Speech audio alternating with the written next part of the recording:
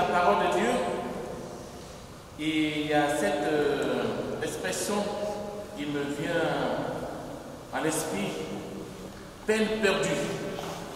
Peine perdue. Peine perdue pour Pierre et ses compagnons, mais peine perdue, aussitôt confiance retrouvée. Donc, peine perdue, confiance retrouvée. Chers frères et sœurs, dites à vos voisins ou voisines, le Christ est vivant. Le Christ est vivant. Le Christ appelle aujourd'hui à le suivre. Le Christ appelle aujourd'hui à aimer. Le Christ appelle aujourd'hui à faire confiance. Le Christ t'appelle aujourd'hui à t'abandonner entre ses mains. Le Christ t'appelle aujourd'hui à le suivre.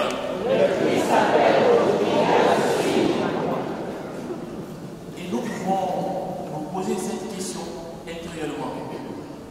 Comment le suivre? Comment l'aimer? Comment s'abandonner entre ses mains? Une réponse serait, par exemple, en lien avec l'évangile que nous avons écouté, en lui donnant sa barque. Quelle est ta barque? Ta vie. En lui donnant ta vie. Comme Pierre, qui lui donne sa barque. Cette barque devient avec le Christ à bord, bien sûr, la barque de toutes les audaces, la barque de toutes les traversées possibles, la barque de la mission de l'Église, la barque qui nous permet justement de traverser le fleuve, le lac,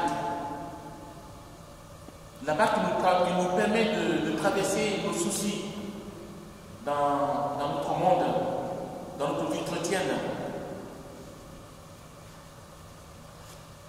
Et l'Église nous propose justement ces lieux, par exemple ce groupe de prière, comme une barque pour nous permettre d'avancer, des fois d'avancer en eau profonde. Et cette Église que nous formons tous n'a de raison d'exister que pour témoigner du Christ qui est son fondement. Raison pour laquelle j'ai commencé par vous inviter à dire à vos voisins que le Christ est vraiment vivant. Que le Christ est vraiment vivant. Et l'un des trésors de notre Église, c'est l'Évangile. C'est l'Évangile. L'Évangile veut dire bonne nouvelle. Nous sommes appelés dans notre vie chrétienne à être témoins de cette bonne nouvelle, à être missionnaires, appelés et envoyés par le Christ. C'est pour cette raison que tout doit reposer sur la confiance. C'est pour cette raison que tout doit reposer sur la confiance. La confiance en Christ. La confiance en ce Christ qui est vivant. Alors qu'ils ont péché toute la nuit sans rien prendre, le Christ relance Simon et ses amis pécheurs à repartir, à rebondir, à redémarrer, à recommencer. Avance en eau profonde et jette les filets. L'Église, notre Église, n'est Église que docile à la parole du Christ. Toute communauté chrétienne n'est communauté véritable que docile à la parole du Christ.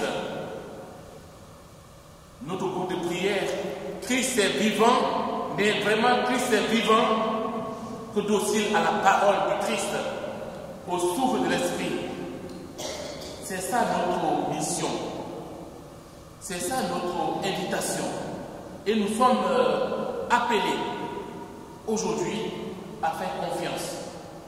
À faire confiance au Christ.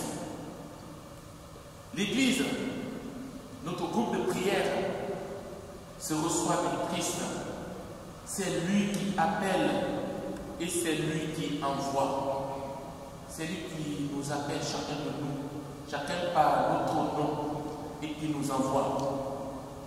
On ne choisit pas Dieu. Il y en a qui vont dire, pourquoi? On ne choisit pas Dieu.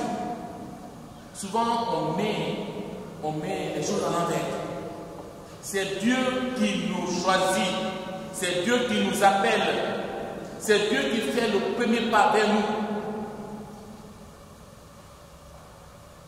Et nous sommes appelés à répondre à son appel. À lui dire tout simplement oui. À mettre nos pas dans ses pas. Nous sommes appelés à quitter le rivage de nos certitudes, de nos conforts, de nos zones de sécurité, pour répondre à notre vocation et porter plus de fruits. En allant justement en eau profonde, quelquefois nous avons du mal à quitter nos certitudes pour aller avec le Christ en eau profonde. Dans l'évangile, Jésus a choisi la barque de Pierre. Il est dit qu'il y avait deux barques, non? Dans l'évangile, vous avez fait attention. Il choisit la barque de Pierre. Il choisit la barque de Pierre. Il peut choisir à tout instant la tienne, ta barque, notre barque. Et notre mission, notre réponse à ce soir est très très importante. Pierre donne au départ sa barque. Je crois que le gars il croise ses bras parce qu'il est fatigué. Ils ont pêché toute la nuit. Il donne une partie de son matériel au Christ pour prêcher. Et le Christ, après avoir prêché, il fait quoi? Prêcher, il fait quoi? Il invite à aller en eau profonde. Il engage Pierre. Il appelle Pierre. Et Pierre obéit. Pierre obéit. Je crois que c'est pas les lectures de ce jour m'ont poussé vraiment à vous encourager, à nous encourager tous.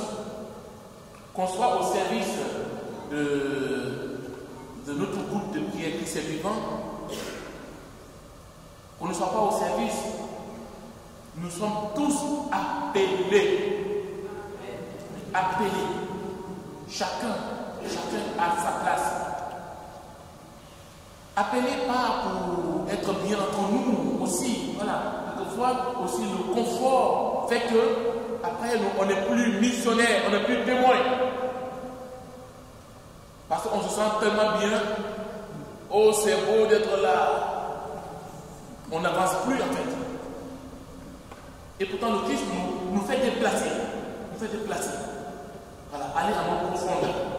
Et d'ailleurs, dans les lectures que nous avons entendues, c'est un dimanche qui est vraiment riche en paroles.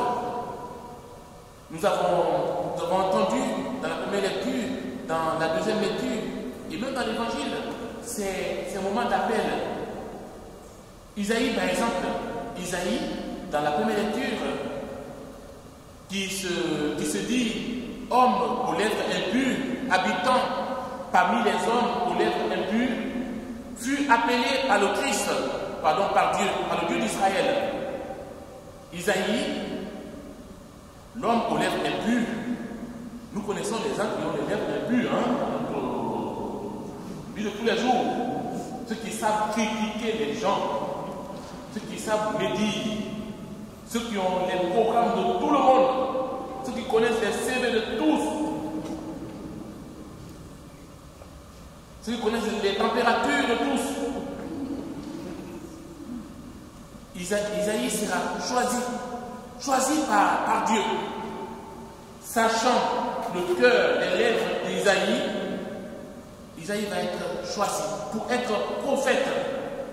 Il deviendra ce prophète qui va transmettre au peuple les reproches de Dieu et la promesse d'un monde meilleur promis par ce Dieu à son peuple. Nous avons entendu la deuxième lecture, c'est Saint Paul qui nous a parlé. Saint Paul, lui-même il dit, moi l'avorton, Saint Paul le rebelle, c'est lui qui va répandre parmi les nations païennes l'évangile qu'il combattait jusqu'à sa rencontre avec le Christ sur les routes de Damas. Et Saint Paul nous dit dans notre lecture, en fait, il vit que par la grâce du Seigneur. Waouh! Et plus tard, il dira, ce n'est plus moi qui vis, c'est le Christ qui vit en moi. Mais ce n'est pas combien de chrétiens disent ça, cette parole de Saint Paul. Parce que des fois, on a du mal à dire. Et c'est parce que, oui, c'est vrai, parce que le Christ ne vit pas en nous des fois. Parce que nous avons des fois du mal à laisser le Christ vivre en nous. Parce que nous prenons trop de place en nous. Parce que nous prenons trop de place dans notre vie, dans notre quotidien. Parce qu'il y a plein d'autres trucs qui prennent beaucoup de place dans notre programme de tous les jours, du matin au soir. Nos agendas sont remplis par plusieurs autres choses que le Christ. Et donc, du coup, nous avons certainement raison de ne pas dire que ce n'est plus moi qui vis, c'est le Christ qui vit en moi, n'est-ce pas?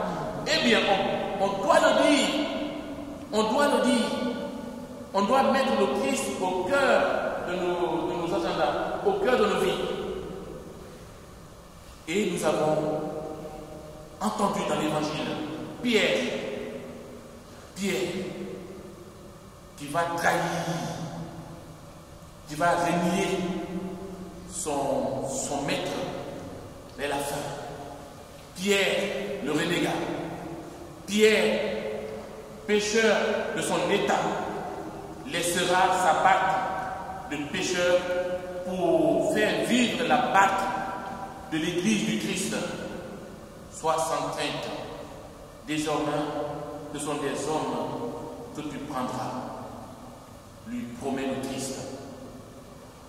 Frères et sœurs, dans un monde aujourd'hui où la barque, notre Église mère, est confrontée à des vagues, des intempéries, des tempêtes, des vents violents, des vents qui la font balloter de gauche à droite.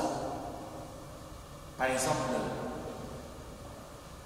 l'insuffisance de prêtres dans certains lieux, des églises qui sont fermées dans les provinces, dans certains pays, le vieillissement de nos communautés chrétiennes dans beaucoup de lieux, la difficulté à parler de notre foi à nos concitoyens, la difficulté à être témoin. Chrétien veut dire autre Christ. Nous qui portons ce nom, nous avons du mal même à témoigner de ce nom que nous portons. Autre Christ. Nos frères et sœurs d'autres religions sont fiers d'appartenir à leur religion. Et nous,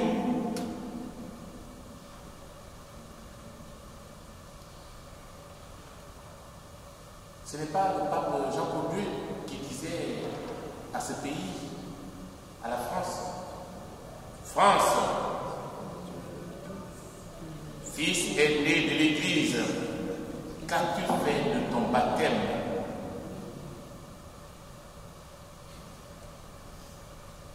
On peut reposer cette question. Marie, c'est Hélène. une d'entre vous ici, je crois, d'entre nous.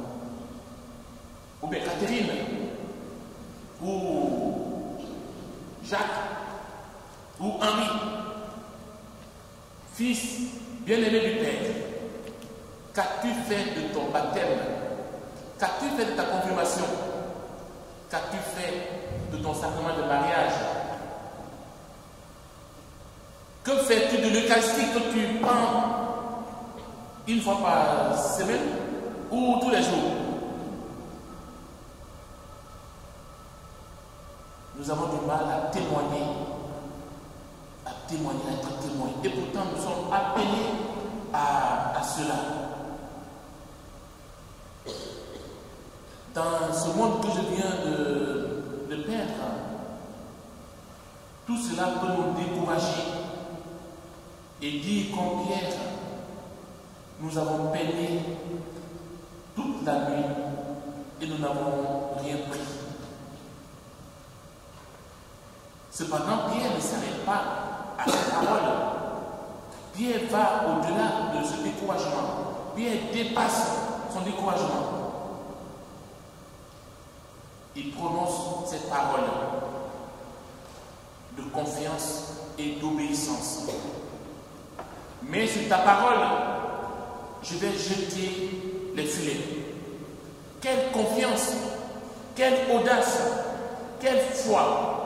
Lui, Pierre, qui maîtrise toutes les techniques de la pêche, puisque c'est son métier,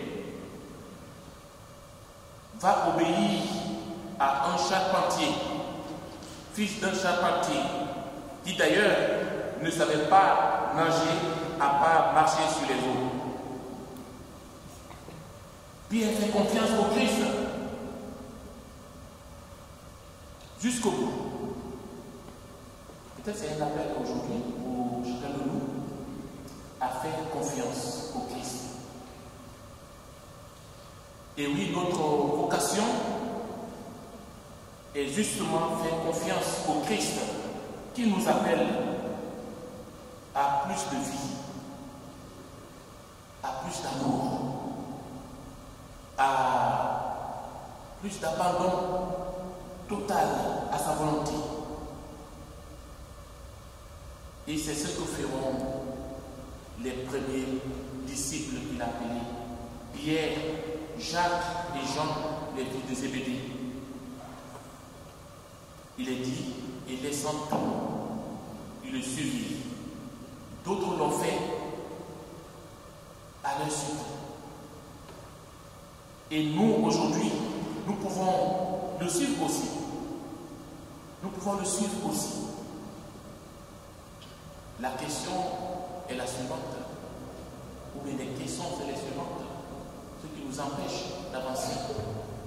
Qu'as-tu à laisser sur le rivage de ta certitude pour suivre le Christ pas à pas? Qu'as-tu à abandonner pour répondre à son appel? J'aimerais vous inviter. Je suis tombé sur la prière de Saint Charles de Foucault en préparant cette Eucharistie. J'aimerais ensemble nous puissions terminer cette homélie avec la prière. Vous pouvez reprendre après moi. Mon Père, je m'abandonne à toi. Fais de moi ce qui te plaira. Quoi que tu fasses de moi, je te remercie. Je suis prêt à tout, j'accepte tout. Pourvu que ta volonté se fasse en moi. En toutes tes créatures, je ne désire rien d'autre, mon Dieu. Je remets mon âme entre tes mains. Je te la donne, mon Dieu, avec tout l'amour de mon cœur, parce que je t'aime et que ce m'est un besoin d'amour de me donner, de me remettre sans mesure. Avec une infinie confiance. Car tu es mon Père. Car tu es mon Père.